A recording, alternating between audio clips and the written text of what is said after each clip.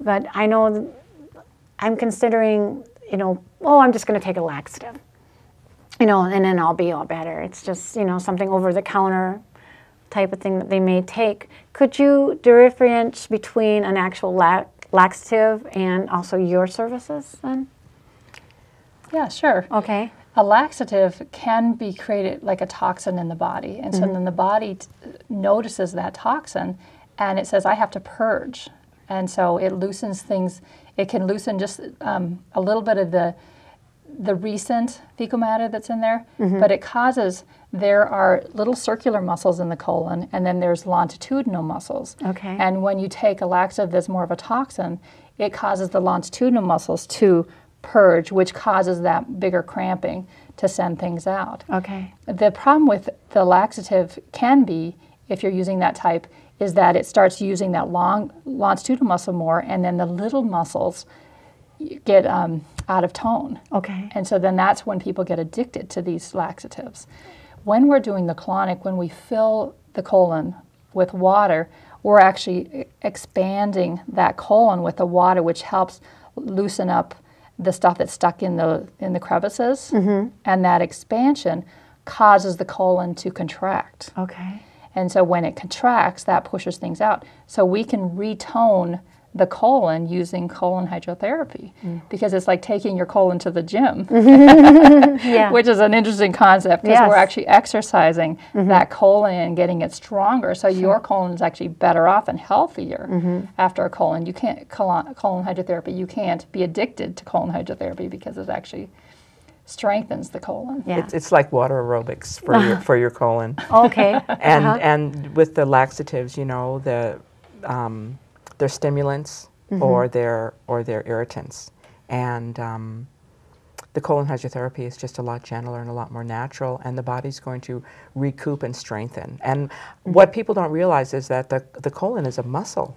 It's 3.5 to 5 feet long, and it's quite large, and it's a muscle. And it needs a healthy workout. And another thing people are forgetting to do is we're all forgetting to breathe. We don't breathe very deeply unless you're doing yoga or you're paying attention to your breathing or you're taking breathing exercises. People's breath is very shallow. And the colon doesn't get oxygen until our exhale. When we inhale, our lungs fill up with air, and then our tummy goes out, because if we take belly breaths, the air is right in our belly. And then when we exhale, the oxygen travels down, and that's when the colon gets the oxygen that it needs as a muscle to function properly. Yeah. So we have to help people to see the importance of breathing and breathing correctly. Yeah. And we also want to talk about, there's a lot of colon cancer.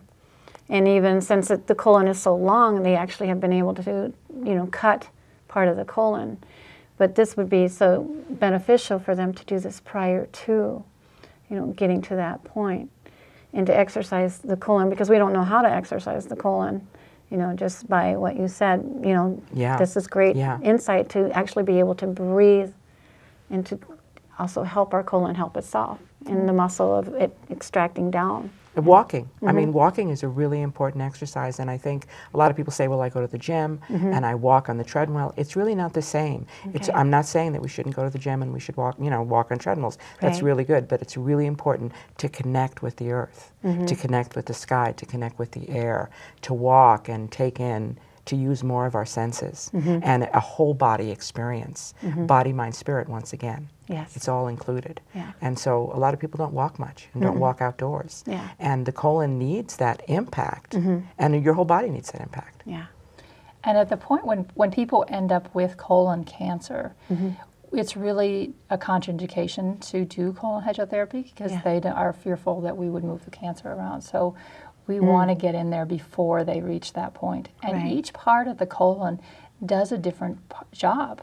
Okay. And so each part is really important. So we don't want to cut a piece out, because that piece, you know, is playing a vital role in digestion, and including the small intestine. Each part, different parts of the small intestine actually absorb different nutrients. And in the colon, we absorb vitamin K and folic acid. So we don't want to take a part out of that, because we need that absorption. Yeah.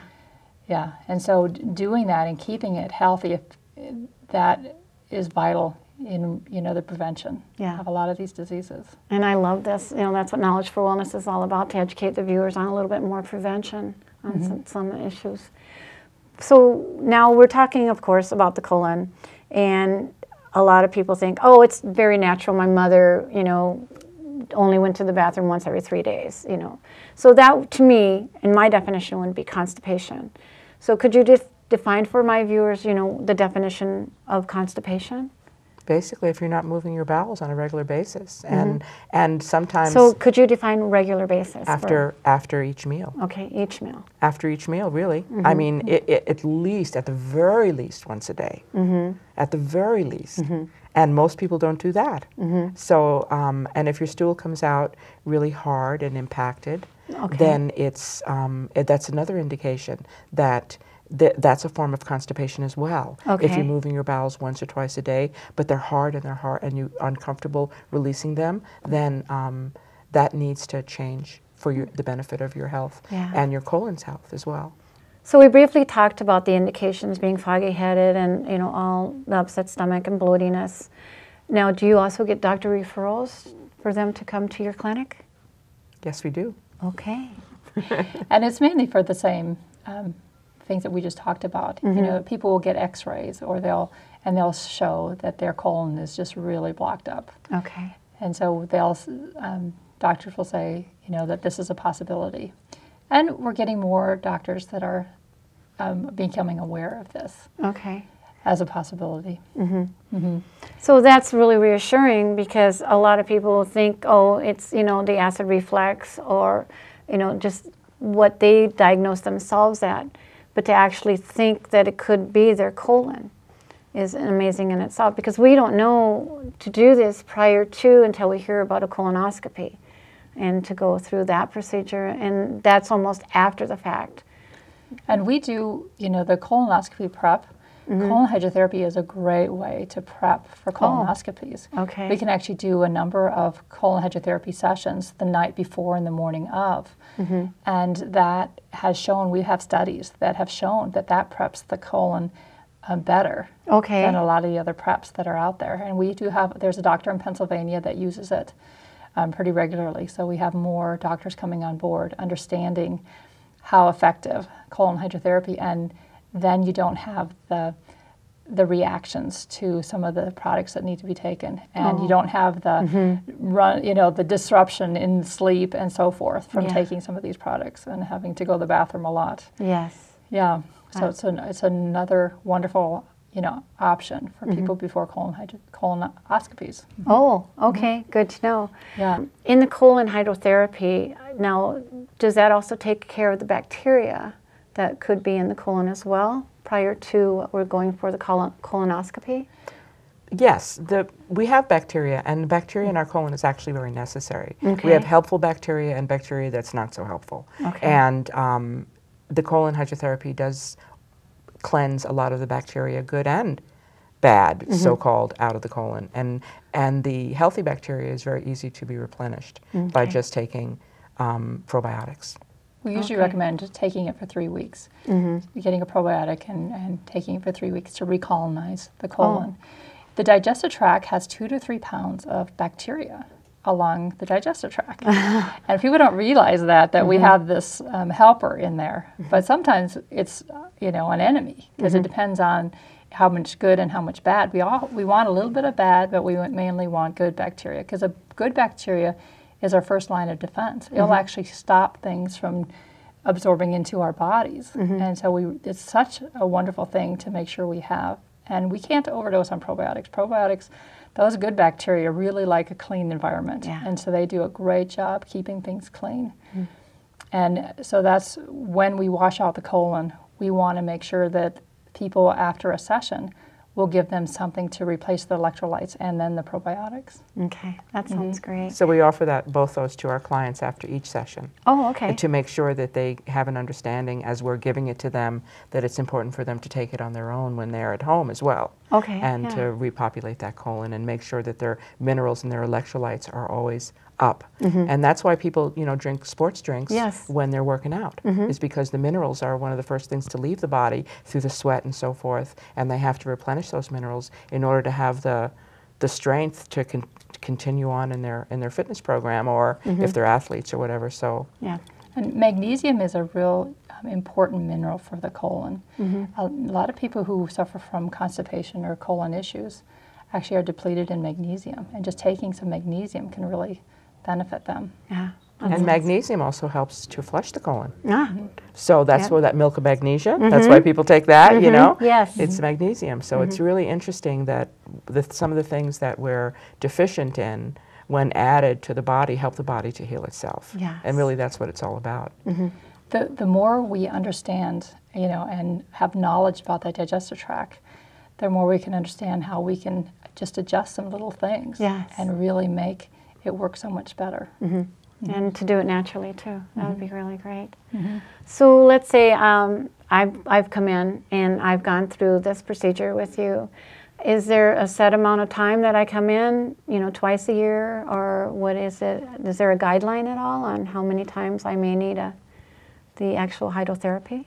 Well, your body, we encourage people and teach people how to listen to their bodies. Oh, good. And Yes, obviously, one hydrotherapy session is not going to get 3.5 to 5 feet of colon cleanse. So that's kind of, you know, the way it is. And so we encourage people to figure out what their goals are and get them set up on a schedule. Okay. And some people can have a hydrotherapy session for twice a week, or, you know, twice a month.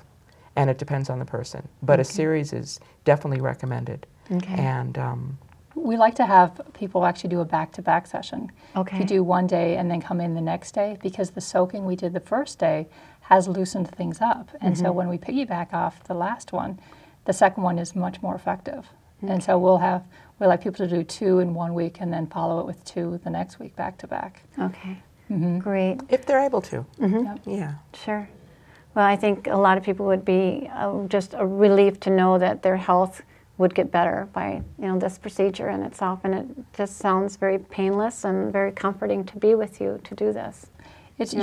you're gonna have sensations that you've had before. Sometimes we're moving the gas around, you know, we're moving it out, and so sometimes you can have some gas pain. Sometimes you can have, you know, cramping, because that's what we're trying to do, is get that muscle engaged. Okay. But we do massage. You know, we work with you. We use oils. We do a lot of different things to help support you. So it's as gentle as it can be. Okay. So we have just a minute left. Anything that you want to throw out to my viewers? I think that I'd like to share that we are part of your process of healing, you know, if you choose that, because the colon is so important in the basic health of the body, and we're here to clean that colon, support you, really enabling you to take charge of your health, and it's wonderful to see how people can move from not having hope to having hope in the reality that they can have a healthy body again. Yeah. Great. Yeah. Well, we've run out of time. Thank you. Barbara. Thank you so much for having us. It's been Yep. great. Thank you for having us. Yeah. I look forward to having you view other shows of Knowledge for Wellness, and visit my website at knowledgeforwellness.com and let me know where you viewed my show. And you can connect with me on Facebook, Twitter, LinkedIn, and YouTube. And the mission of Knowledge for Wellness is to inform viewers on health issues, to expose, educate, and make viewers aware, to enhance themselves and their loved ones for a better quality of life. And I hope we have provided you with more knowledge to benefit you and your loved ones. So until next time, be well and goodbye.